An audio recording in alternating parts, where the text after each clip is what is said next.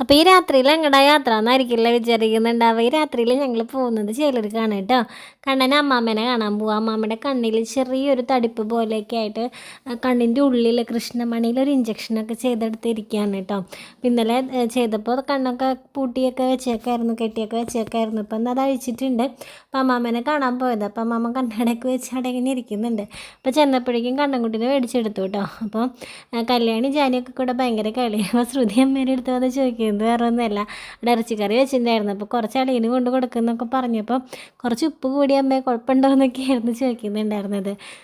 അപ്പോൾ ടേസ്റ്റ് ഉണ്ടായിരുന്നു കേട്ടോ. ഞങ്ങളെല്ലാം കഴിഞ്ഞിട്ട് ഞാൻ വീട്ടിലിടുന്ന ഡ്രസ്സിലൊക്കെ വണ്ടിയിൽ കയറി ഇരുന്നതാണ് കേട്ടോ. ആരും ഡ്രസ്സൊന്നും മാറിയില്ല. ചേട്ടൻ ജോലി കഴിഞ്ഞ് വന്നപ്പോൾ അന്ന് അമ്മേനെ ഒന്ന് കണ്ടിട്ട് വരാം എന്ന് പറഞ്ഞിട്ട് ഡ്രസ്സ് പോലും മാറാതെ അങ്ങനെ തന്നെ കയറിയിരുന്നു കേട്ടോ വണ്ടിയിൽ. എല്ലാം കഴിഞ്ഞ് പിള്ളേർക്ക് ഭക്ഷണമൊക്കെ കൊടുത്ത് നൈറ്റിലെ മരുന്നും കൊടുത്ത് കണ്ണൻ്റെ പല്ല് തേപ്പ് ഞങ്ങളും പല്ലൊക്കെ തേച്ചിട്ട് നേരെ ചെന്ന് കിടക്കുക എന്നുള്ളൊരു ഉദ്ദേശത്തോടു കൂടെയൊക്കെയാണ് വന്നത്. അപ്പോൾ ഇറച്ചിക്കറി കണ്ടപ്പോൾ പിന്നെ കുറച്ച് കഴിക്കാനും തോന്നി. പല്ല് വെച്ചതൊക്കെ മറന്നത്. അപ്പോൾ ഇനി ആദ്യം ചെന്നിട്ട് ഒന്നും കൂടെ പല്ല് തേക്കാൻ കിടക്കുന്ന നേരത്തെന്ന് വിചാരിച്ചു. അപ്പോൾ അങ്ങനെ ഇറങ്ങിയപ്പോൾ അവിടെ ഒരു പോത്തുംകുട്ടീനെ വാങ്ങിയിട്ടുണ്ടായിരുന്നു കേട്ടോ. ചേട്ടൻ വാങ്ങിയതായിരുന്നു. അപ്പോൾ കണ്ണൻ ഇങ്ങനെ അത് കാണിച്ചു കൊടുക്കുമായിരുന്നു പോത്തുംകുട്ടീനെ. അപ്പോൾ ആളവിടെ നിന്ന് രാത്രിയിൽ നിന്ന് ഭയങ്കര പുല്ലൊക്കെ തിന്നുന്നുണ്ടായിരുന്നു. ഞങ്ങൾ അപ്പം തന്നെ ഇറങ്ങി കേട്ടോ. കുറച്ച് നേരം ഇരുന്നു, അമ്മേനെ കണ്ടു, വർത്താനം പറഞ്ഞു, മറ്റേ ഇറച്ചിക്കറി കുറച്ച് കഴിച്ച് അവിടെ നിന്ന് ഇറങ്ങി. അപ്പോൾ കണ്ണൻ എല്ലാ പ്രാവശ്യം അവിടെ നിന്ന് ഇറങ്ങുമ്പോൾ ഭയങ്കര വിഷമം ഉണ്ടാവാറുണ്ട്. പക്ഷേ ഇപ്രാവശ്യം അങ്ങനെ വിഷമിക്കാനുള്ള സമയം ഇരുന്നില്ല.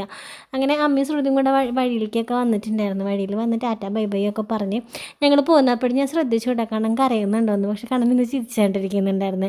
അങ്ങനെയൊക്കെ വരുമ്പോൾ നമുക്ക് സന്തോഷമാണ് കേട്ടോ. അല്ലെങ്കിൽ അവൻ കരഞ്ഞിട്ടൊക്കെ വരുമ്പോൾ നമുക്ക് ഭയങ്കര വിഷമമാണ്. അപ്പോൾ അവനിന്ന് ഭയങ്കര ഹാപ്പി ആയിരുന്നു കേട്ടോ.